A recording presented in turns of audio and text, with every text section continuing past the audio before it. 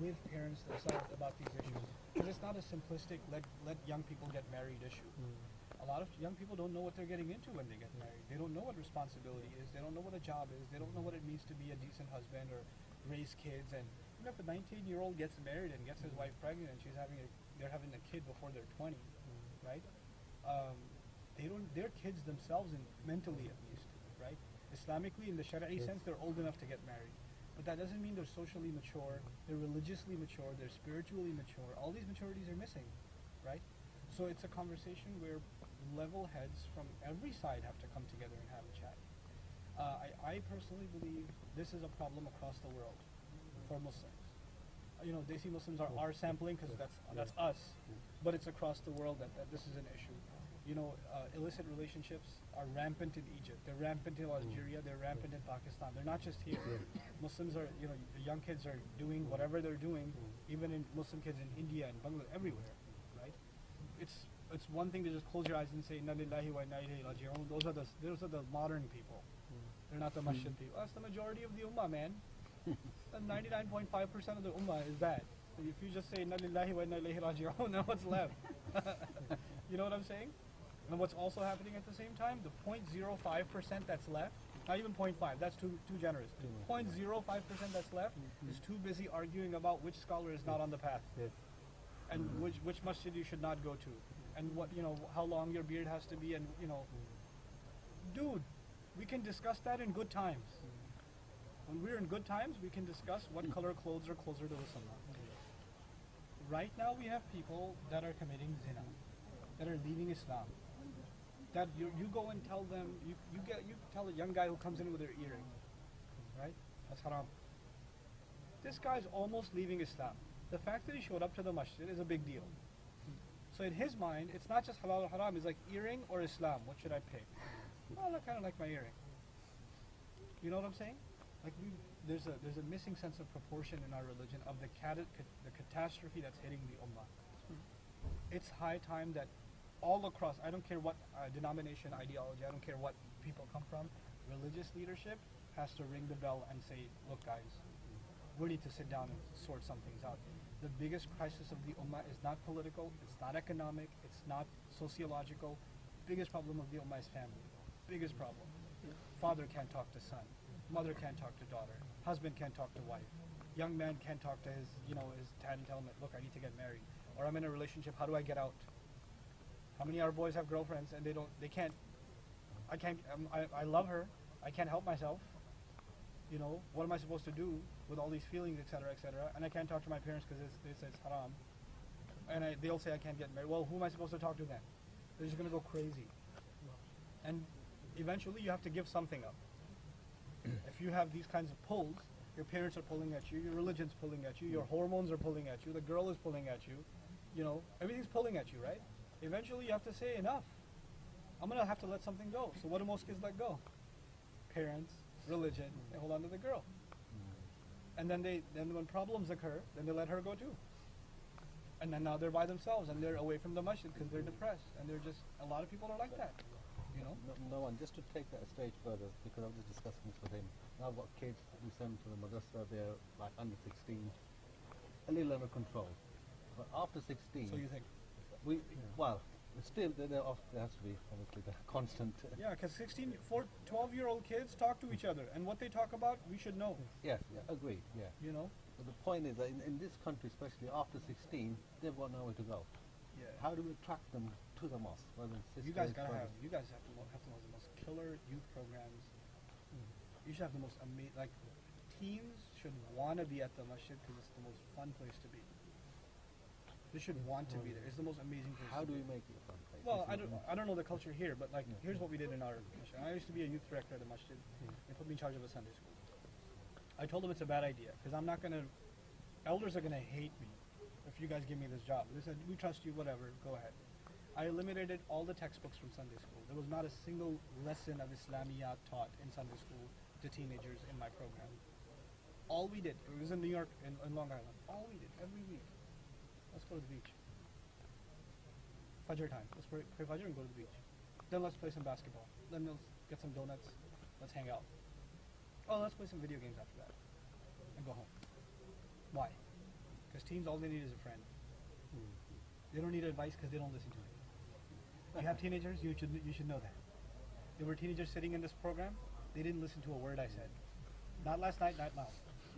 And that's okay, because they're teenagers. It's all right. We have to know who they are. All they need is, and probably the only reason they came is a friend was coming. They just operate with friends. That's their operating system. Okay? So give them friends. Best thing you can do for a young Muslim is give them a good Muslim friend. Best thing you can do for them. They don't need advice, they don't need lectures, they don't need to memorize surahs, they don't need to learn fiqh because they won't practice any of it unless their friends practice it. Our entire project is give them a place to make friends. Give them a place where they're not judged, where they can hang out, where they can feel good about themselves. All teenagers want to do is hang out. That's all they want to do. All girls want to do is talk. Give them a place to talk. You guys have Starbucks over here? Yeah. Okay. Shops, yeah. We're just, I mean, our girls, they need a place to just sit and chat. Give them a place to chat in the masjid or close to the masjid. A halal space where they feel comfortable and they can just hang out. Because if we don't give them that, they'll find that online. They'll find that somewhere else. They'll just find it, right? So what we did in our masjid is, I taught this huge Arabic class and we raised tons and tons of money just from that class. And our first investment, we put professional basketball hoops and night lights at the masjid. And every single night, guys are getting together, barbecuing, playing ball, coming to third, fourth rak'ah in the jama'ah. Elders are yelling at, hey, salat started, go inside. These are the guys that were at the club last night. Yeah. I don't mind if they join the fourth rak'ah. I don't mind. At least they're here. Even if he doesn't come in for salat. Dude, he's within like 100 feet of the masjid. That's a big deal. It is. This guy didn't even know that there's such a thing called masjid. He doesn't even, a Muslim kid doesn't even know that, right? We have to create, like, part of our investment needs to be, what are youth into? Is when we become religious, we stay in our religious cocoon, we Yeah. forget the rest of the ummah. That's correct. And how they're suffering. And this is what we... It has to change. And plus the other thing is, look at the prophets, right? Alayhi salatu wasalam. Salih alayhi salam, good example. He would go to the business places of people, where the sinners are. He'd go to where the sinners are to go talk to them. Right? We, religious folks, will never be seen near city center, near the club scene, near the party. Why? Because that's haram, astaghfirullah al-azim, right? You don't deal with those people. You have family members that are liberals, you don't even hang out with them. Don't even talk to them. Because they're too liberal. We have to hang out with our own kind. What's the whole point of da'wah? You go to people that are the farthest from you, and you bring them into your fold, you invite them, right? And if you really want to see change, it won't happen at the large scale level. It'll happen with you becoming a mentor for a handful of people, somebody else become a mentor for some other handful of people that are hanging out and getting together. It's a very human interaction type thing, you know? So, and that's the same, that goes for like ISAR, which I still can't understand, you call it ISAR. I'm gonna make so much fun of that in my next year's lectures. What do they call their MSAs? They're so impressed with Apple. Yeah. Just one question from us, obviously. We have a good sized mosque in West London, in Harrow. Okay, now the thing is, if we need to invite You don't need to invite. what's the process? You One or two totally talk. don't need to invite. Just to attract the youth as well. I'm not coming. Enough already. Had enough. No, it's look, guys. I can't preach something and not practice it myself, right? One of the main messages myself and Sheikh Abdul Nasser try to deliver is family first, right? Of course. So me leaving home and traveling this far away from family will happen. If it'll happen once a year. Oh, I That's see. it. That's a cap for me. You know, so I'm thinking about, and even that's a struggle, right? So I'm gonna try to convince my family to maybe do like every December, maybe make a trip to Europe, whether it be UK or somewhere else, Sure. but once a year. That's all I can afford to do. And even that, I'm hoping next time I can convince my entire family to come, Come with you. so that I'm with the kids and stuff. Yes. People, and alhamdulillah, because of the internet and things like that, you guys know a lot more of me before I even got here, Yes. right? So Yes. it's so alhamdulillah that there's that facility. But yeah, a lot of people ask about different masjids and stuff. I just can't.